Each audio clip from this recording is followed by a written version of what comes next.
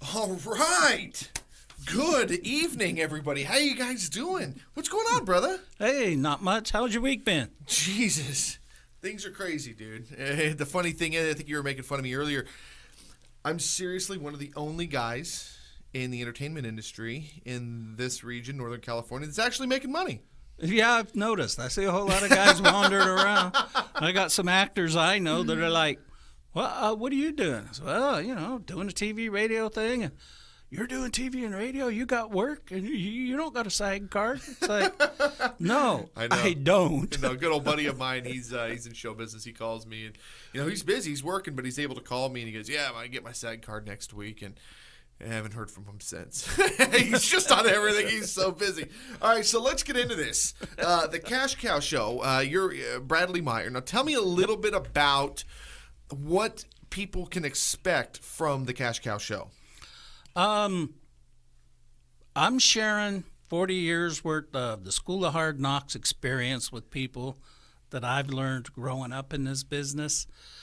At a long time, my job was, excuse me, and a running joke was, it's like now it's Call Saul is the TV series thing. It was like, call Brad. You got a property that's screwed up, upside down. You got housing and urban development not sending you your monthly payment. 1-800-4BRAD. He'll show up. He'll fix it. I had a good friend of mine that I worked with for years. And we actually saw Pulp Fiction one night together, waiting for the cops to haul some gangbangers off. And he's like, dude, you're Mr. Wolf. That's you.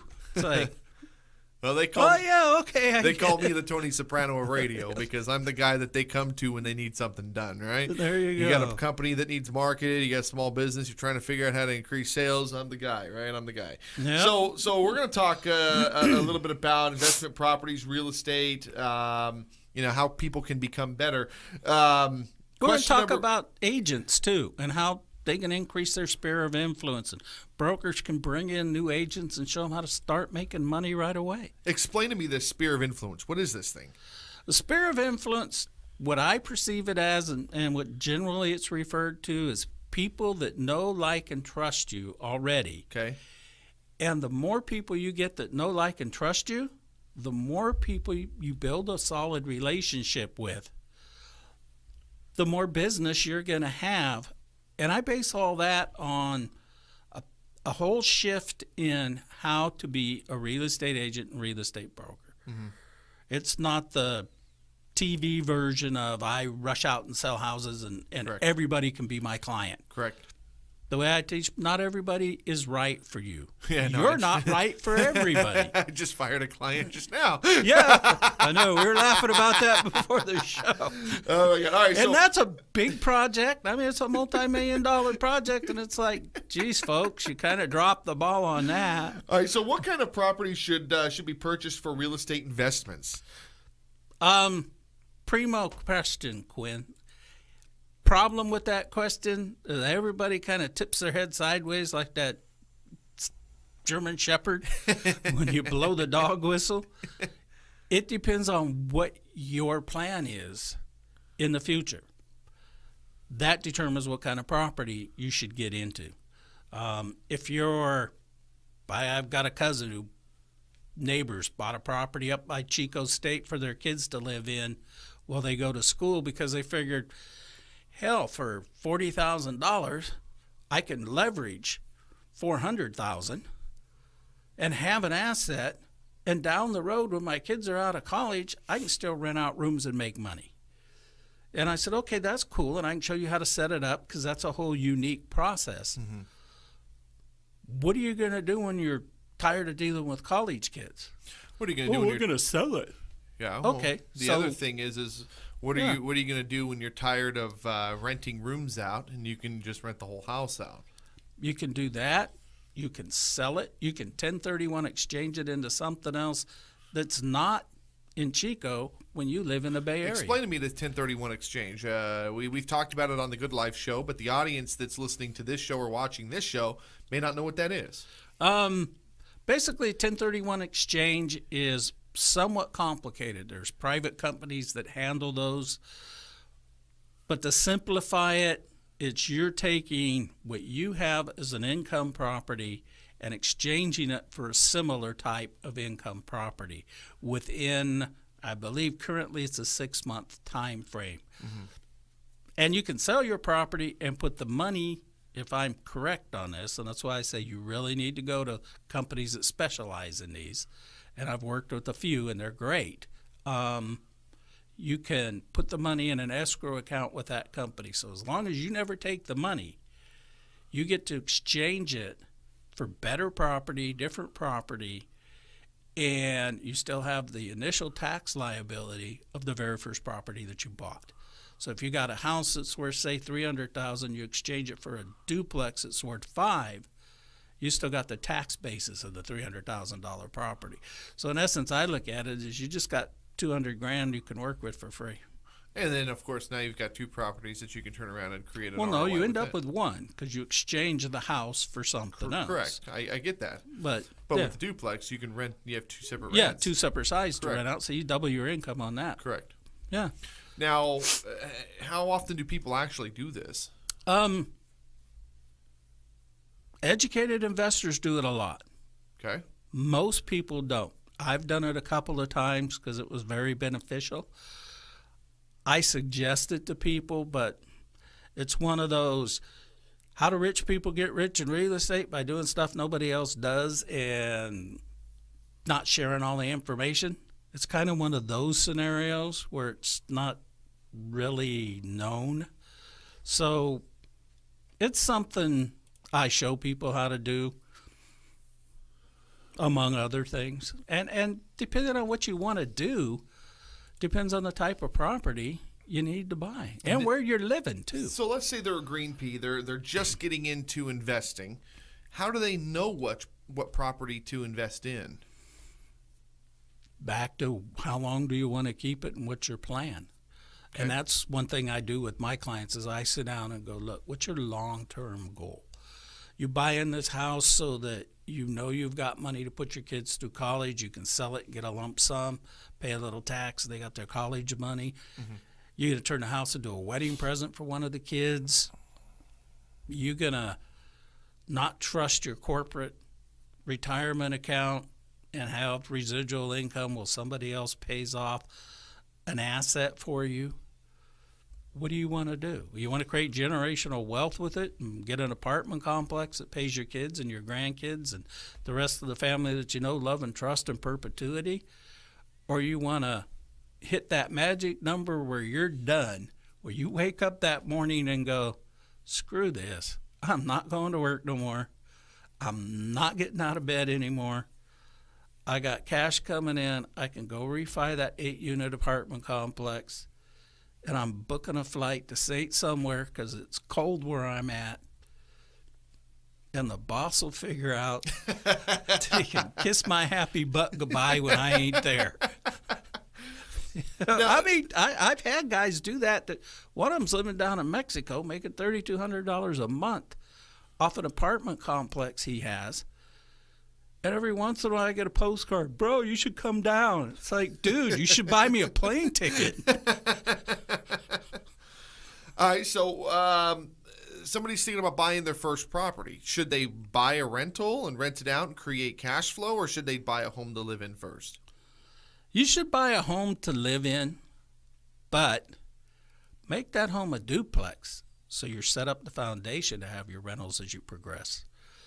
And in most lenders that I've talked to lately, they'll count 75% of the side you rent out. 75% of what that guy pays in rent is your money. They'll count that as your income. So if he's paying $1,000, you just bumped your monthly income by $750. Interesting. Very, very interesting. All right.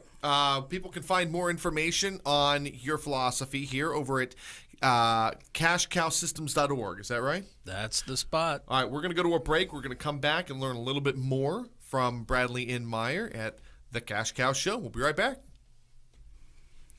All right. Welcome back from the break. So, Brad, well, first of all, I'm John Robert Quinn. I don't even think I mentioned that in the first segment. What's wrong with me? No, you didn't. What's wrong with me? The illustrious John Robert Quinn. Well, if you guys don't know, I'm a talk show host here in Sacramento.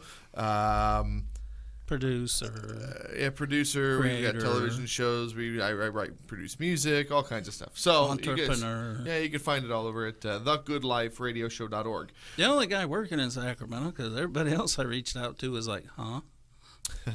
Well, I answer the phone. Except for Yeah, when I'm there recording. you go. All right, so we're talking about investment properties. Where is a good place to find properties for investment? Excellent question. I know it is because you gave it to me to ask you. Yeah. Finding properties for investments is like going on a scavenger hunt. Okay. But if you're patient, persistent, you persevere, you get rewarded handsomely. Okay. Now, I've got a couple different places. I'll give you a little short list. One of the first things you need to help you find these is a good real estate agent and a good real estate attorney. Okay. Why an attorney? You want, in some states, an attorney handles most real estates, but the other reason you want a real estate attorney is you want to look for rental properties that are in probate. Okay. Typically with probates, there's an emotional attachment to the house. Most of the siblings don't want to live in it, or they run into the problem where there's a property. I had a wholesaler offer to me this week that I went out and looked at with him. The one-bedroom, one-bath house was built in the 40s in a residential commercial area surrounded by tilt-up warehouses. It's on about 3/4 of an acre in front of a trucking company, Okay. next door to the same trucking company. Okay. And he's like, well, I got a good deal on this. And I'm like, so you got it for the land value? Oh, no. I got it for like $160,000, and I want to get $20,000 for flipping it. To who? Who's going to pay $180,000 in Northern California in Sacramento for a totally trashed, tear down, one bedroom, one bath, dry rotted? It has subterranean termites in the rafter tails. So what do you suggest? Completely demolish it and start over? With that one, talk to the guy that's got the trucking company and ask him what he'll give you for it. Okay. Because otherwise, the health department of the county is going to come in and shut it down. But that's that one property. But the probate thing about it is the guy that's living it's a family member, can't maintain it, isn't interested. Property is totally trashed. You can buy it for next to nothing and flip the lot and make some money. Interesting. That'll feed your process. Tear of it down and finding- build condos on there, right? Hey, I'm thinking at 3/4 of an acre, put in some little aluminum storage sheds and a cyclone fence, run out the storage sheds to whoever, or vacant lot, rent it out for additional parking for the construction companies. No, yeah, you're absolutely right. You can put motorhomes on there, and yeah, there's a lot of different things you can do with that. Yeah, the Make house is useless. It's Yeah. the land that has value. Okay. And a deal like that, that's going to be easy to finance. You can find hard money financing on that all day long. Now, do you recommend hard money? I thought that was a bad thing. If you're starting out, it's not necessarily a bad thing. You just need to shop for the right hard money people. And believe me, there's a whole lot of money that isn't in play right now. The people are doing hard money loans with, where, yeah, it may seem like, ooh, 7-8%, that's a lot of money. Well, But if it's a short term and it's a high ROI, then it's good money. Yeah. If you weren't able to get financed anywhere else. no, you went to the bank and the banker just handed you the free cup of coffee and said, do you want to open an account? Because I wouldn't loan you a nickel to use a pay toilet across the street. You got to go to the hard money people that understand the business. So that's one place, and that's one reason why you want some attorneys. You want real estate agents because you want them feeding you the distressed, expired properties. So if I were to start buying real estate properties, what type of properties should I be buying? Back to that first question. What's your long-term goal for it? Okay. You want something to hang on to for 7 years, pull some cash out of, and then dump? I've got a couple of doctors that buy them. as a tax break to defer their personal income. Okay. So you talk to your tax guys and figure out, excuse me, you talk to your tax guys and figure out, gee, how do I structure this so that I'm a doctor, I'm making $250,000 a year, I'm getting hammered on taxes. What can I do to save me some of my tax liability? So how does the cash cow system, your books that you're writing and we're pushing out on all these infomercials, how are those appealing to the people that we're talking to right now? It's got everything in it set up from A to Z, the steps you need to go through. There's even one chapter that basically deals with your psychology. What type of person are you? Some people should buy and manage their own. Some people should invest in a real estate trust. Okay. Some people should buy and turn it over to a management company. But then how do you know you're getting the right management company? It's not just some idiot stealing a bunch of money from you where your property goes down. Correct. So it's got the steps of how to interview a property manager, how to stay on top of What to them. look for, what not to do, what to do. Okay, pricing structure, what you should be getting in return, and all those things. Yeah. Okay, and then is there also in some of your books and some of the stuff that's available up on your website, cashcowsystems.org, are there step by step on how and what properties to purchase and where to find those? Yeah. Okay. Yep. There's processes to go through for basically you figure out what your plan is, and then you look at the type of property that fits that. Now, what inspired you to write this product? Write all these books. There's a lot of books, a lot of content. Basically, I took some time off to take care of my dad and stepmother of 40 years till they passed away. I was a 24/7 care provider for them. Okay. That afforded me the opportunity to sit down and write while they were resting and sleeping and not needing me, and the opportunity to spend more time with them towards the end of their lives, which some people say is good, some people say is bad, watching and dealing with all of that. I get it. It just is what it is. I mean, I guarantee you there's no way to increase the odds that you will die. Yeah. The odds are 100%. Yeah, exactly. So you might as well have some fun while you're here. Get to spend some time with my parents. I didn't need any income at the time. So you just wrote. So I just wrote. And wrote and wrote and wrote. It was quiet. It didn't wake them up. How many different products do you think we're going to have when we're done with all this, building all this stuff? I can't begin to fathom how many are possible out of everything. I mean, just we're going at 12 through, or 15 or something right now, right? Yeah, I mean, just going through how to deal with the rental application process, how to keep a tenant for basically about as long as you want, when to put a tenant in a lease. And trust me, folks, it is not when you first meet them. Oh, yeah. Absolutely. It's like getting married. You don't go on the first date and propose. Unless it's your cousin and you knew it was going to happen, or you're in beautiful downtown Baghdad, then I guess it's prearranged. So. Oh, my gosh. All right. I have worked in the South. Oh, goodness gracious.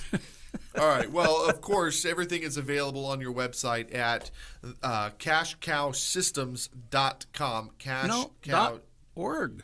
.org. We organized it. Org. Cashcowsystems.org. See, here I am. Rookie. Total rookie. All right. We're going to go to a break. We're going to come right back.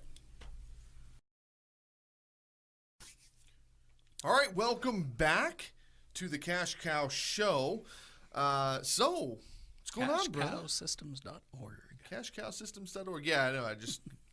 I completely screwed it up. So you got to buy lunch for that one. I'm always buying lunch, though. What are you talking about? Well, last time we went to lunch, I couldn't eat the lunch that you bought, and you made me pay for my own drink and tip the same price as the drink. Oh, wow. Wow, listen to this guy crying.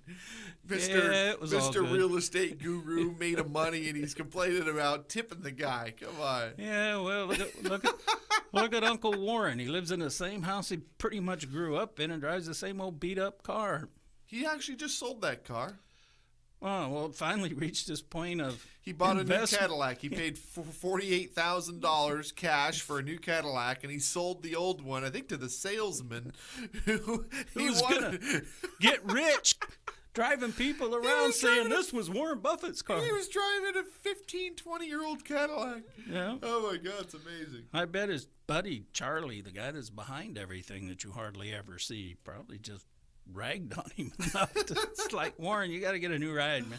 Still drinking a Coca-Cola every day. All right, so let's get into this here. So how can real estate agents and brokers increase their sales and income?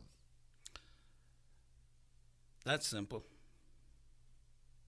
Tell me how that's simple, because I was thinking it was kind of a complex question. Well, the answer to the question is real simple. Okay. The how to do it is the hard part. Okay. The answer to the question is you increase more sales Okay. by building out that sphere of influence. Okay. Get better, right? Yep. Okay. Bigger group of people to market to. So that's the whole. Simple answer. That's the whole. It's not what you know; it's who you know. Yeah, in a way, yeah. Because if you're in real estate and you know everything and you don't know anybody, you're not going to sell anything. There you go. Exactly. Yep. Show business, the same thing. Yeah. Right? Greatest actor in the world doesn't have an agent. He's spinning a sign on a street corner, talking to himself, and people are crossing the street to get the hell away from him, and they won't read the sign that says, I'm giving away $1 million tomorrow afternoon. Yeah, exactly. Be here at 2. Yeah, exactly. No, you're absolutely right. All right, so how do people go about doing this? What I teach agents and brokers to do and have done for years is to shift their thinking from the old school methods that just don't seem to work much anymore Okay.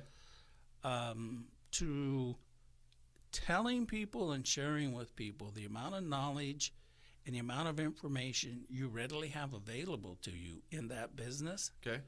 and sharing it with people that you usually don't go out and talk to. You usually avoid investors. You usually avoid attorneys. Mm-hmm. Start offering up stuff to them. Get a booth at a home show and just go hand out free home values. Here's my business card. On the back is a link to the website. Get your free home value. Let me ask you this. This is an interesting one.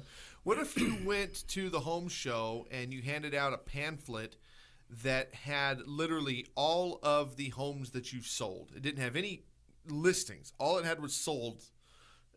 Would you think that would entice people to look at it and go, whoa, this guy's selling everything? It could. Because when I look at like DuPont Registry, the high-end car magazines, one of the dealerships doesn't put any listings as to what he has for sale. He only puts what he sold. Yep. Now, in that market, the high-end market, yeah, we're looking at 7-8-figure homes. Yes. Million-something homes. Yep. Yeah, you can go, yeah, I sold this house and this house and this house. Okay. And you better add some data to, it listed at this, it sold at that, it was on the market this many days, and it cost you $20,000 to stage it. Yeah. And it also came with a helicopter and a Maserati. Hey, I'm a Bentley guy. Yeah, me too. I want the Bentley, the fine Fox in front and 3 more in the back. Man, I'm single. I don't.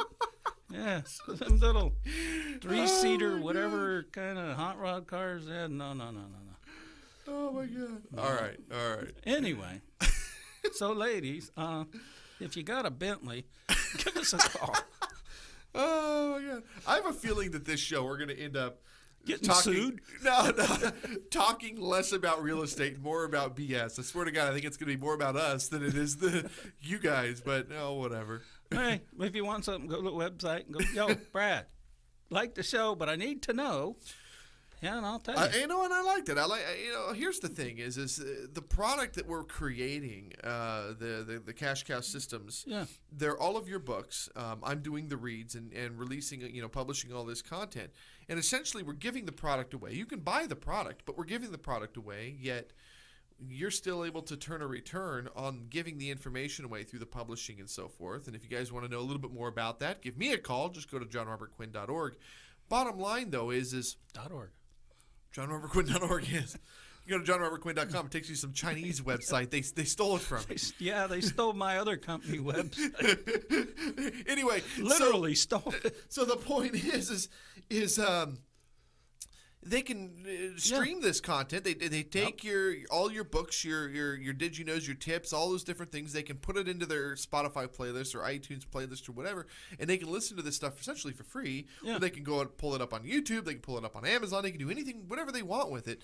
The bottom line is it's still generating revenue for you, so you're able to still do what you need to do by giving the product away to the people who need it most, which are the agents and the investors, real estate, rental property owners, those types of things. Yeah, and as they get further through that, start listening to the stuff that we've given away and come to their unique questions or specific questions.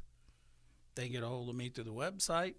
There's customized ways we can sit down and work with you because every neighborhood is different. Well, every person is correct. different. Every person that you're going to coach is going to have a different set of unique problems. Yep. And you're going to be able to sit down and identify what those problems are and find a solution. Just like when a business owner comes to me, you come to me and says, "Hey, I've got this great idea. I need to execute it. How are we going to do it?" And of course, immediately within minutes, I'm able to. I think it was a minute, 2 minutes. Yeah. I was able to see the logo. I was able to see how we were going to design it. Oh, the whole thing. 2 weeks later, I'm calling you saying, "Hey, let's do a show," and we're putting all these pieces together. Had you not come to me as the expert, we wouldn't have been able to put those pieces together. The same thing goes for the real estate guy. Yeah. You get a real estate agent, property owner, whatever the case is, you're the expert in that field. You're the go-to. I've had to be. You have 40 I years mean, that experience was- doing well, it. You've made yeah. millions. Yeah. At one point, you were managing $100 million in real estate? About a little over $250 million with a B in real estate. I can't say that I've done that. I can, and I can say I actually did it successfully.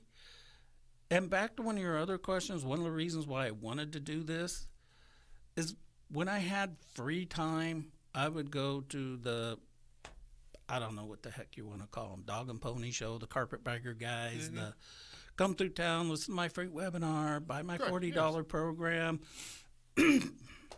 Excuse me. And then you never see the guy again. And I sat and watched people just fork out tens of thousands of dollars to learn how to flip this house in markets where I'm looking at and going, this is a seller's market. There is no flip this house in this market. A POS house is going at asking price. Well, the other thing though is that they're forking over who in the world? You tell me one real estate agent right now that can flip out 10 grand. The top agents in town, the ones that come through my show, the Good Life show. Yeah. They don't have. I mean, they've got money in the bank, but they're not going to fork out 10 grand to learn how to be better. Nope. Your system. You have $2.99 downloads, $9.99 downloads. You can do seminars. You can do one-on-one consulting with you. There's all these different products and packages. Webinars. And it works. And the bottom line is all you're doing is using real-life experiences to find, again, where they're falling short, and you're able to now come in and find a solution to their problem. Yeah. Like one of the favorite things I like to teach people is, especially for agents, is how to get paid to do an open house. I love it. Absolutely Get love it. paid money. And you don't have to do those when you're doing your seller client open house. These are a whole different group of people. Build out that sphere of influence again Correct. with a group of people Correct. that is constantly buying, constantly selling. It's in your farm area. You can do it on a Wednesday evening for an hour and a half instead of 3 or 5 hours. My God, I saw a flyer from a lady, nice house, in the 600,000 range. She's starting her open house at 10 o'clock Sunday. It's ending at 5 o'clock Sunday. I thought, okay, either you're not planning on a whole lot of people being able to come, or you need a whole lot of clients. Because, look, I don't know. agents, you're going to hate me for telling everybody this, but the bottom line is, according to the National Association of Realtors, of which I am one, less than 3% of the people that come to an open house buy the house that they walk into. It is a great marketing tool for real estate agents, but it's a little worn out in today's market. Correct. And there's And- one on every corner. And the poor person that lives in that house, they're like, oh, I got to leave my house and do what? Correct. Go shopping for a couple of hours while people I walk. can't spend money because I got to go buy another house. Correct. So, yeah, what am I? Go Yeah. sit across the street and drink scotch with the neighbor I kind of almost like? come back here like 7 hours later, hammered, and listen to some agent. Well, it was a great showing. And you're like, This is the most unorthodox real estate show I've ever seen in my entire life. All right, we're going to go to a we're break. changing things, folks. We're going to We're go to changing things. We're revolutionary. No, It is. We're going to go to a break. Learn a little bit more about Cash Cow Systems at cashcowsystems.org. We're going to go to a break. We're going to come back and learn a little bit more. We'll be right back. All right, welcome back to... I almost said 60 Minute Success, then almost said The Good Life. I have too many talk shows, guys. Yes, you're probably getting sick of hearing me on the radio. Welcome back to the Cash Cow Show. Welcome back to the rotating shows. Coming to you live from the 13th floor of the Acme building. Yeah, the exactly. Executive Recording Studios. Oh, my goodness gracious. All right, so wrapping up our first episode of the Cash Cow Show. How do you feel? How does this whole thing... I mean, just come from an idea sitting in an elephant bar to creating this thing. Feels really good. I'm really happy that we get to do this for people because I know a lot of people are looking for a way to invest money, secure their incomes. Agents, Or just get better. yeah, agents just get better, improve their business, provide more services to people. Families that have properties they're inheriting, people that are looking and going, good Lord, man, the guy that's president I don't know, like, and trust. I don't want to be in the stock market. Where can I invest in that's going to give me a hedge against being indigent when I get older? Exactly. So give us one tip that people could use right now to get started. And I'm assuming that's pretty broad. So investor tip and then an agent tip. Twofer tips. Twofers. All right, what do we got? All right, for the investor tip, the twofer on the investor tip is build out the team of the right people. And on your team, you need a tax advisor. Okay. You need a financial advisor. Okay. You need a real estate agent that works with investors. So it's not going to be the first guy you call. It's definitely not going to be the guy that mailed you a postcard. Well, it'd essentially be the last guy you call. Well, hopefully. Because you hired him. No. You're probably going to call a couple and then call one back. But that's the last guy you call. Well, you're right. I keep trying to trip him up and he won't let me. And a real estate attorney. Okay. Now, if you're lucky and you work hard and you know some people, you can get lucky like me and get a real estate attorney who's also a broker who also understands business. There aren't a lot of those guys around. No, there's not. A lot of one-trick ponies out there. A lot of one-trick ponies out there.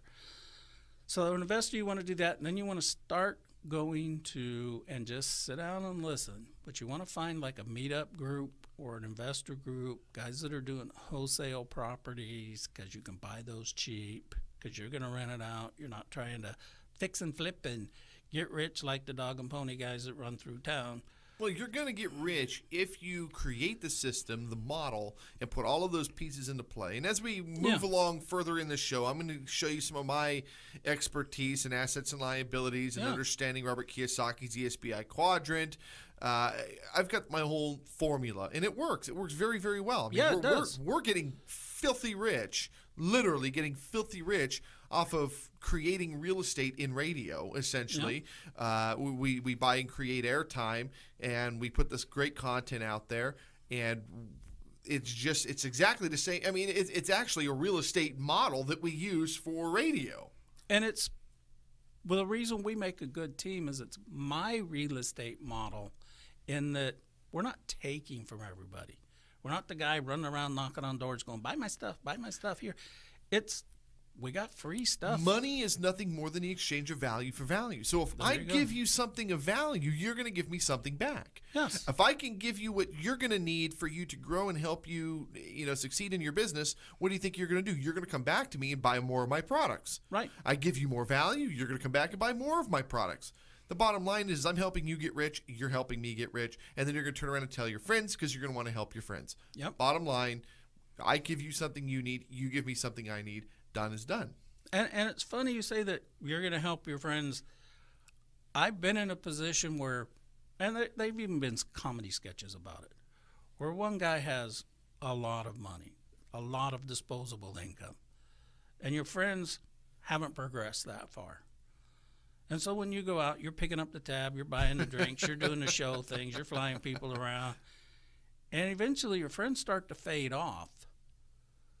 And you're like, well, where the hell did everybody go? Because these aren't my old friends; these are my new friends. And Well, what's really weird, what I've noticed as I've started becoming successful is people will come to me with their money problems, and they'll say, well, what do I do? And I tell them exactly what to do, and they're like, yeah, but that just seems like it's and then they don't listen, and then they continue to have money problems, and then they start to resent the fact that I continue to increase my wealth and continue to get rich, and they're still suffering. And then we just part ways because we no longer see eye to eye. I love you to death. I want to be there for you. I want to help you grow, but you have to listen. I was talking with somebody the other day, and he was, somebody's been telling me that X so and so is just. I hear a lot of people complain, gripe about this one person, and I'm sitting down with somebody and I said, hey, what's going on with so and so? I'm hearing a lot of people complain. I said, yeah, the people that are complaining don't have any money. And the people that they're complaining about has a lot of money. Yeah. And obviously he's doing something that works. And I thought about it and I went, you're absolutely right. They can complain all they want. This guy is able to provide so much value to people that, there's going to be the have-nots that are going to complain about him. So just leave it at that. Yeah. There's people that no matter how much you try to help them, they won't get out of what they know to move into something better for themselves. Well, Cash Cow Systems is here for that. Yep. That's why we have the Cash Cow Show. I love your philosophy. I love everything that you're doing. I love everything that we're doing together. Thank you. I think that this is going to do a lot of great things for a lot of people. I think we're on the start of something absolutely huge.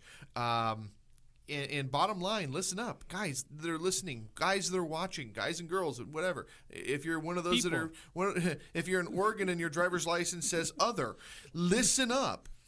Right? Listen up. The bottom line is this. I've got 20 years experience in business and entertainment. He's got 40 years experience in real estate. Yep. Listen, we have the answers. If you're just getting started, if you've been into business 10 years, if you're not making the money that you feel like you should be making, just cruise over to the website, cashcowsystems.org, and just listen to the courses. Listen to the audio. You don't have to buy it. You don't even have to buy it. Just listen to it. Yeah, just go there, listen. If you're a landlord and like tips for agents, because I said I do too. Tips for agents is to go out and go to one of those real estate investment groups. And just sit there. Introduce yourself, but don't be the guy running around handing out cards looking like a used car salesman on Friday. Mm-hmm. Just hand out your cards. If they ask what you're doing, just say, I'm expanding my education. Absolutely. Period. You don't mumble another word. Yeah. If they press you, just, I'm really here to learn. I'm here to listen. Yeah. And take it in. And here's the whole thing. Nobody likes to know it all. Nobody likes to know it all. Always be green. Always be attentive. Again, guys, cashcowsystems.org. Absolute pleasure. Thank you for joining me for episode 1 here. Yeah, I think it was successful. We'll see what happens. And until then, take care. God bless. And we'll see you next time. If you love it, hit the Facebook page and give us a thumbs up and share it with your friends. All right. Have a good night, guys. Good night.